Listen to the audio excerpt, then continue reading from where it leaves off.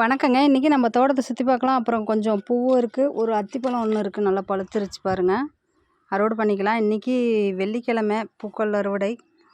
எல்லா செடியிலையும் பூ இருக்குது, ஒவ்வொன்றும் இருக்குங்க. நிறைய இல்லை, ஒரு கொய்யாக்காய் ஒன்று இருக்குது. கொஞ்சம் காயாக இருந்தால் நல்லா இருக்குது சாப்பிட்றதுக்கு. அப்படியே வாங்க பூக்கள் அறுவடை பண்ணிக்கலாம்.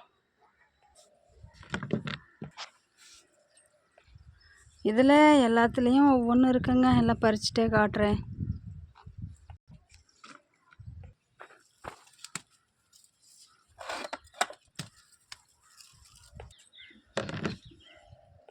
எல்லாம் இங்கே சரியான வெயிலுங்க. எல்லாம் பூ, ரோஸு எல்லாமே ஒரு மாதிரியாக தான் இருக்குது. இருக்கிற பூ பூஜைக்கு அறுவடை பண்ணிக்கலாம்.